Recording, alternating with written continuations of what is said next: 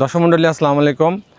Green আর্কিটেক্টের পক্ষ থেকে আমি ইঞ্জিনিয়ার টুটুল আপনাকে অনেক অনেক অভিনন্দন এবং শুভেচ্ছা জানাচ্ছি। আজকে আমি একটা ছাদ ঢালাইয়ের আগে কোন 7-8টা বিষয় আপনাকে গুরুত্ব সহকারে চেক করতে হবে সে বিষয়ে আমি একটা চেক আউট আপনাদের মাঝে তুলে ধরার চেষ্টা করব। এখানে প্রথম যে জিনিসটা আপনি করণীয় সেটা হচ্ছে আপনি ছাদ ঢালাইয়ের আগে অবশ্যই একজন ইঞ্জিনিয়ারকে দিয়ে, সবচেয়ে ভালো হয় যে প্রতিষ্ঠানকে দিয়ে আপনি ডিজাইন করেছিলেন সেই প্রতিষ্ঠানের কোনো ইঞ্জিনিয়ারকে দিয়ে পুরো ছাদটাকে চেক করে নিতে হবে, যেখানে রডের স্পেসিং ঠিক আছে কি না, বিমের থিকনেস ঠিক আছে কি না, বিমের ওয়াইড ঠিক আছে কি না, ব্লকগুলো ঠিকমতো দিছে কি না, এগুলো কিন্তু সব আপনি চেক করতে হবে। সেকেন্ড যেটা দেখতে হবে যে শাটারিংটা ঠিক হয়েছে কি না। শাটারিংয়ে যে আপনার বাঁশ অথবা পাইপ দিয়ে যে এইগুলো দেওয়া হয়, শাটারিং ব্যবহার করা হয়, সে বাঁশগুলো 2 ফিট পর পর কিন্তু সেন্টার হওয়া উচিত। অনেক ক্ষেত্রে আমরা গিয়ে দেখি যে এটা কিন্তু 3 ফিট 4 ফিট অন্তর আছে।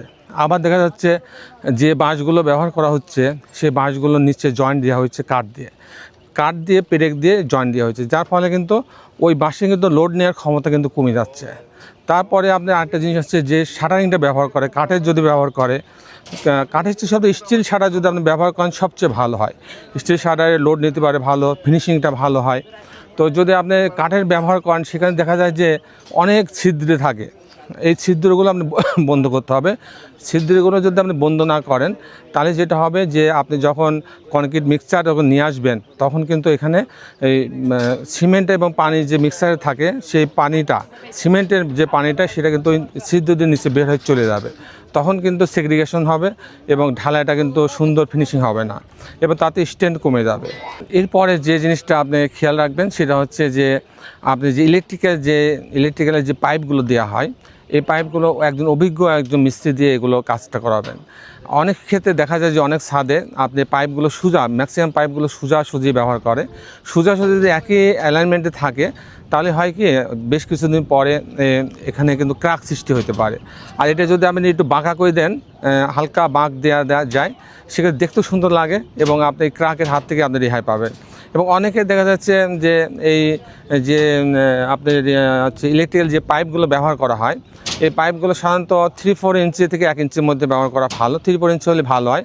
অনেকে বেশি করে 1.5 ইঞ্চি 2 ইঞ্চি পর্যন্ত দেয়, অনেকে না জেনে এটা করে, কিন্তু এটা কিন্তু করা যাবে না। এটা দিলে কিন্তু আপনি ছাদে ফাটল সৃষ্টি হওয়ার সম্ভাবনা থাকবে। আর আপনার এত মোটা পাইপ দেওয়ার কোনো প্রয়োজন নেই, এতে আপনার খরচও কিন্তু অনেক সাশ্রয় হবে। এরপরে যে বিষয়টা আপনার লক্ষণীয় সেটা হচ্ছে যে ওয়াটার সিমেন্ট রেশিও যখন ঢালাই হয় তখন দেখা যাচ্ছে অনেক মিস্ত্রি, অদক্ষ মিস্ত্রি আছে, ওরা ইচ্ছা মতো পানি দিচ্ছে, যার ফলে হয় দেখা যাচ্ছে যে মিক্সারটা শক্ত হয়ে যাচ্ছে। শক্ত কমই হয়, ম্যাক্সিমাম ক্ষেত্রে তারা অধিক পরিমাণ পানি দেয়। অধিক পরিমাণ পানি দেওয়ার কারণে কিন্তু আপনার এটা কিন্তু যখন আপনার কনক্রিটটা ছাদের উপর ঢালা হয় তখন দেখছে এটা গড়িয়ে চলে যাচ্ছে, যার ফলে পানি বেশি হওয়ার কারণে কিন্তু স্ট্রেংথ কমে যাচ্ছে।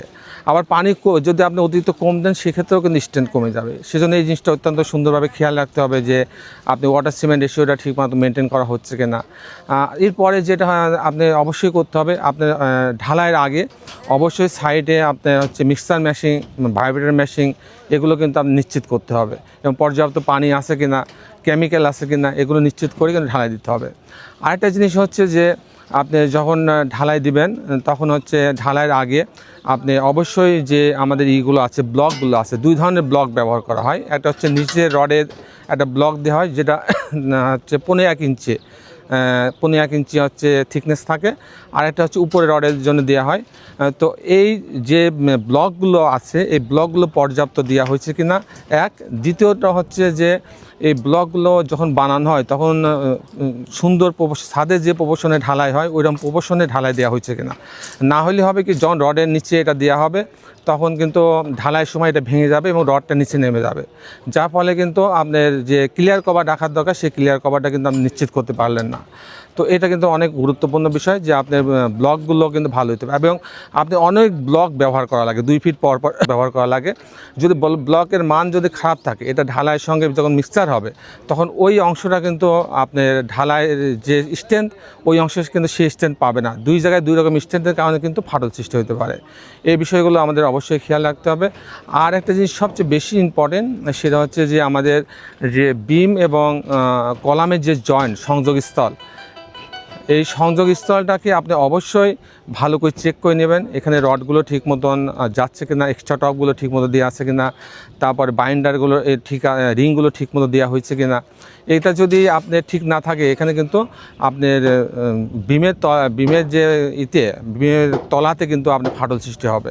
তো এইদিকে আপনি খেয়াল রাখবেন। তো আমি অনেকগুলো পয়েন্ট বললাম, আরও কিছু পয়েন্ট বলা যেত, কিন্তু ভিডিও অনেক বড় হয়ে যাচ্ছে, এই জন্য আমি আর এটা বলছি না। তবে শেষের বেলা একটা কথা বলবো যে এরকম একটা ছাদ যদি আপনি ঢালাই দিতে চান, আমি অবশ্য 10 তলায় একটা ছাদে দাঁড়ায় আছি, এই ছাদটা ঢালাই হবে। এরকম একটা ছাদ ঢালাই দিতে গেলে 400 লেবার সহ 400 টাকা স্কোয়ার ফিট আপনার খরচ হবে। সবাই ভালো থাকবেন, আল্লাহ হাফেজ।